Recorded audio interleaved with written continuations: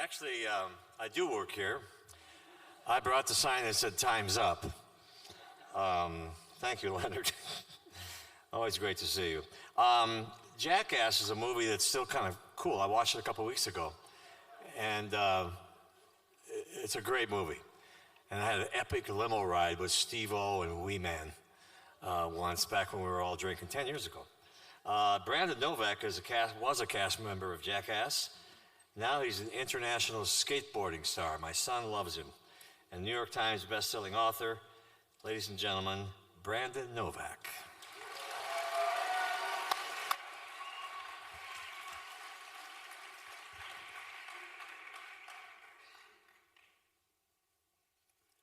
Statistics state, theoretical evidence dictates that I am to be high or dead right now.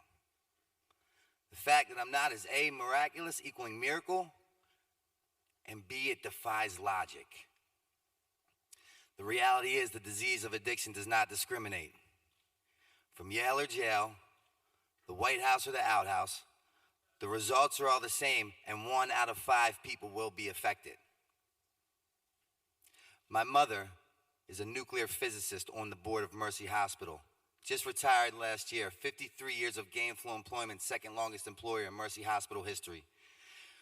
My brother today currently resides in the White House as a lawyer practicing pensions and benefits.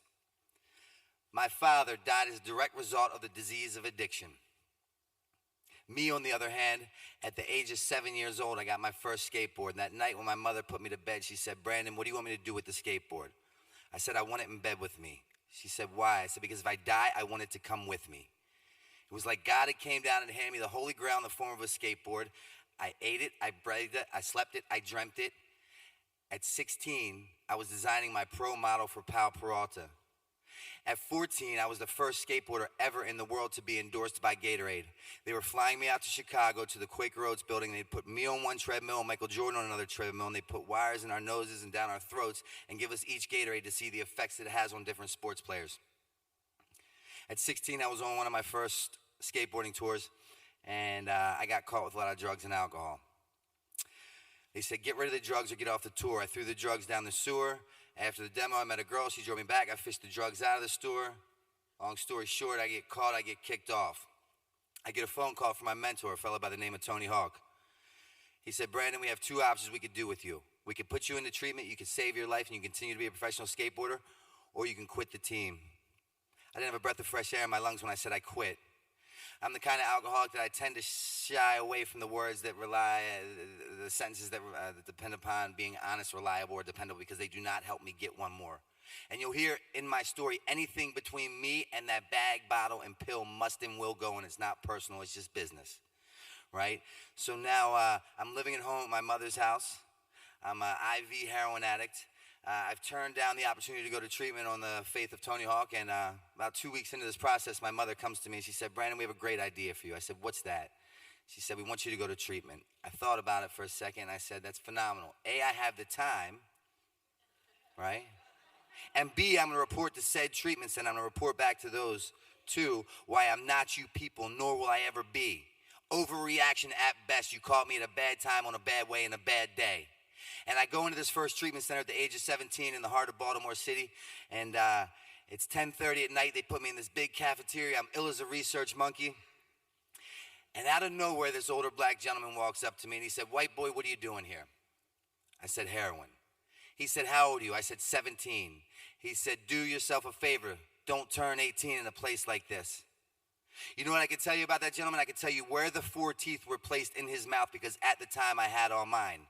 Mind you, closed mind and closed heart, comparing out why I'm not you people, nor will I ever be. He was 70 to 75, I'm 17. He's black, I'm white. He smokes crack, my delusional mind says I successfully do heroin. He's homeless, I live with my mother and my girlfriend. God help that man, thank God he's found his path to freedom. Further ensuing, I am not that. You know what I can't tell you about that treatment center? I can't tell you my therapist's name. I can't tell you about the relapse prevention packet they're shoving down my throat. The healthy or unhealthy boundaries they're trying to instill me, because if I could tell you those things, that might mean that I can relate to being one of you people, and I want no part. I leave that treatment center diseased, untreated, no defense against me and that first drink or drug. And you know what? I didn't turn 18 in that facility. But I'll tell you what. I turned 21, 22, 23, 25, 26, 27, 29, 30, 32, 33, 34, 35 in a jail or a treatment center. And every year on my birthday, I would think back to that crazy old gentleman and say, maybe if myself, Brandon Novak, would have listened to that man, I would not find myself in this situation year after year after year. Fully self-induced, meaning that I had created or painted this picture for which I lived in. Right? And see, I would go to these meetings, and what I would do is I would come around and I would loiter with the intent to recover. Right? I thought I could get through osmosis from between her legs or from your pocketbook. So I would get a sponsor, I would get a home group, I would fellowship because I'm a people person, but you say work the steps. Whoa, whoa, whoa, fucking take it easy. Take it easy. Take it easy. And then for the life of me, I can't figure out how I've ended up back on the corner of Eastern Avenue and Patterson Park selling my ass for $40. How did I get here? I did not stick my hand up in 7th grade and said, I want to be a homeless heroin addict in Baltimore City selling my body. Mother, nuclear physicist, brother, attorney in the White House, lived with a cautionary tale. My father, I said, I will never be him. I hate him. I hate drugs and alcohol because I see what it makes him do to me, to my brother, to my mother, to my sister. Never. Right? Now, in between these times, I'm in and out of treatment centers, and see, I see it works for you people, but it cannot work for me because I'm too internally unique. You haven't seen what I've seen. You haven't experienced what I've experienced. You didn't have to watch your father cut your mother's throat at the age of 7. Your father didn't take you to the strip joint. When he went in the back to conduct business, they put me on the stool and the barkeep would pour me shots of ginger ale and Coca-Cola, and as I would do those shots, they would applaud. My father would give me that look of approval.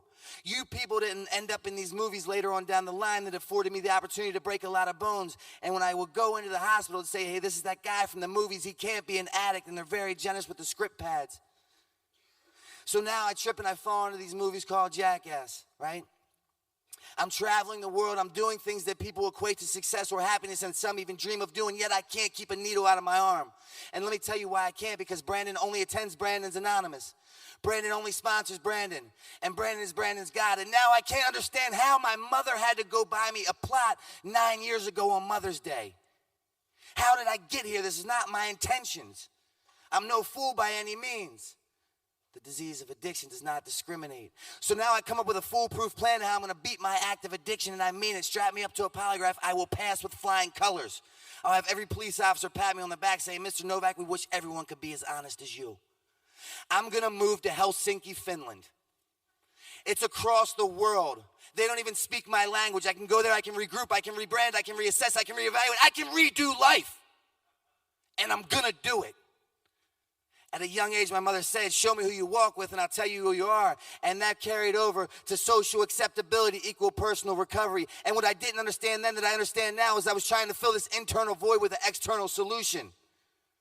So I get to Finland and I go to this 5-star hotel and I go right to the lobby bar and there's all these businessmen in expensive suits and they're having meetings, and I go right to the pub and I order a bottle of wine. I meet a girl at the bar, she gives me a phone number, I'm having bags of heroin delivered to me, and I called my sponsor Lex and I said, Lex, how did this happen? It was not supposed to be this way. He said, let me tell you something, Mr. Know-It-All. I guess you skimmed over the part where we talked about geographical change does not equal recovery. I guess you also missed over the part where we said, I guess you also skimmed over the part where we said, oh man, this takes me back, I'm sorry. I guess you also skimmed over the part where we said that I have no defense against me in that first drink or drug. Left to my own devices, I will drink. They say, you can't shake your shadow. You take you with you everywhere you go. And they talk about what triggers are. My triggers are when my eyelids open. I will go shoot dope with this microphone till I get tired of carrying this microphone. And guess what? When I get tired of carrying it, it doesn't matter because my disease says you don't have the privilege to drop the microphone. How did I get here? How did I get here? Now, my delusional alcoholic mind says the jackass world needs me. It cannot go on without me. I am an asset. In reality, it did not need me. It went on quite fine without me. And I'm a liability. I'm the last person to know that because I know everything. I know everything. Right? Because they say if we book him the flight, will he make the flight? Let's say we book him the flight and he makes the flight, what condition will he be when he gets here? And let's say we book him the flight and he makes the flight, are we going to have to kick the bathroom door down at Paramount Studios and find him dead on the ground with a needle in his arm? Now, at this point, people have taken life insurance policies out on me. My mother's bought me a plot. I've been medevaced to 4 different states from 4 different overdoses to 4 different hospitals. How did I get here? Now I come up with a new plan. I got to reinvent myself. Internal void, external solution. I decide I'm going to write a book. Now I'm doing all this while drinking and drugging. I have no high school diploma. Later on down the line, I got my GED in prison. And the only reason why I took my GED and passed it in prison was because A, I had the time, and B, if you pass the GED in the joint, you got a pizza party supplied by Domino's. So I don't know about anybody else in here, but that's a no-brainer. But here's the hit. I aced that GED like I was a Harvard graduate. Straight A's. And here's why I aced it. Because it was my idea. See, because I possess this job that entails me of knowing everything. So when you tell me what I need to do, I tell you why you need to F off. But all of a sudden, I want to take this GED, I want this pizza party, I excel at a rapid pace, and I ace it like a Harvard grad. The reason why I did so bad for so many years, and so many treatment centers, so many doctors' offices, AA, NA, is because it wasn't my idea. If it was my idea, I would have excelled at a rapid pace and been a billboard for every treatment, every AA meeting, every NA meeting. But you tell me what I need to do, I tell you I need to F off. So I decided I'm going to write this book. This book's an autobiography addiction memoir. I write this book, the book gets published. The book gets published, it becomes a New York Times seller. I'm now receiving hundreds of thousands of pieces of mail from all over the world. Of people like you saying, Novak, I read your book. I didn't want my story to get as bad as yours. I have 30 days. Of people like you saying I read your book. I understand why my daughter picks the needle over coming to have dinner with me on the weekends. It's not because I was a bad mom. It's because she suffers from the disease of addiction. My delusional alcoholic mind said, I just wrote the big book of Alcoholics Anonymous. And I believe it. I'm at my book release in Times Square in New York City. I have my literary agent there, my manager's there, the publisher's there, all these well-to-do people in the scholarly world, but I don't have any dope that day. And my people will not give me any money for any dope that day because it would not be a good look me sitting at this table autographing autobiography addiction memoir while falling asleep due to heroin. Right? But the funny thing is, that's not the funny thing. The funny thing is I can't say to my disease, hey, give me 2 hours, I gotta work. I don't have the privilege to do that. I don't have the privilege. So when they wheel my books in, me and my buddy from Baltimore are sitting there, and we take one look at each other, and we have that language of the heart. And we stand up, I grab 2 boxes of my books, he grabs 2 boxes of my books, and we leave the book signing, we go right to the Amtrak train station, jump on the train, go back to Baltimore, and I autograph and sign them to 2 different stores and go buy more heroin. I'm now stealing my own books from my book release signing on addiction to sell to go buy more heroin. Right now, at this point, I've been in 13 inpatient treatment centers. I've lost count of outpatients and detoxes. My mother's bought me a plot, people taking life insurance policies, and I just woke up from life support of 7 days. I walk into my 13th inpatient treatment center with the clothes on my back. My worldly possessions consist of 8 scarves, 2 jackets, 3 socks, 1 stick of deodorant. How did I get there? And it all fits into a bag that doubles as a pillow. My mother's a nuclear physicist. My brother's an attorney in the White House. Former professional skateboarder, New York Times selling author, been in movies that break box office records, millionaire 3 times over between the ages of 23, 24. I'm at a position now where I'm the kind of alcoholic I want to kill myself on a daily basis, but I don't want to hurt myself in the process. I'm horrible at suicide because I keep waking up. I'm at a point where I'm so low the curve looks like a skyscraper. And I was literally at this point in time demoralized in just such a fashion from drugs and alcohol, beaten into a state of reasonableness that I did was I walked in and I had the same intake woman, and I've seen her 4 previous times, and the conversation would go like this. Okay, Mr. Novak, your insurance covers 90 days. And I'd say, in theory, that sounds great, but in reality, I'm more of like a 45-day kind of fella. Haven't you seen my resume? I can make things happen. And she'd laugh at me each and every time and say, sweetheart, I'm so sorry for you because anything and everything you put in front of your recovery does not or will not matter. You will lose it. Ignorance was no longer bliss. I remember her telling me that. Now I have to be held accountable for my actions, and I don't like to do that.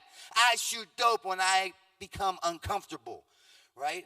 So now my mother has resorted to one last Hail Mary.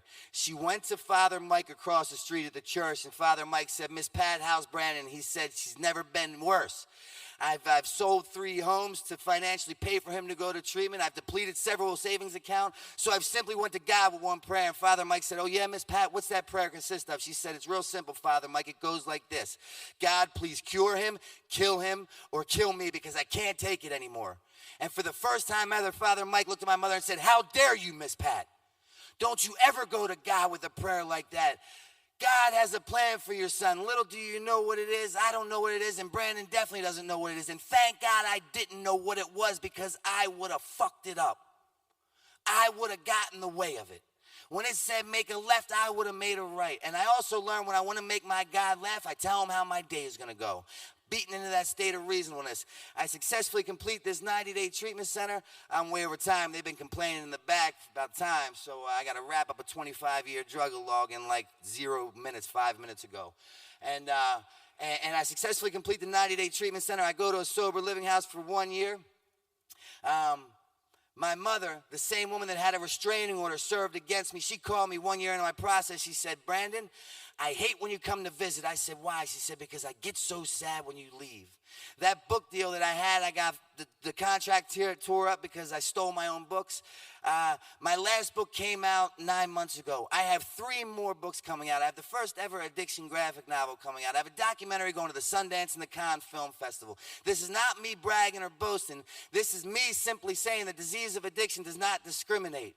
But this is also me saying sobriety has given me everything that drugs and alcohol promised me. My name's Brandon. Thank you.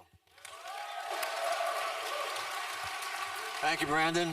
Thank you, Brandon. Thank you, Brandon. Thank you, Brandon.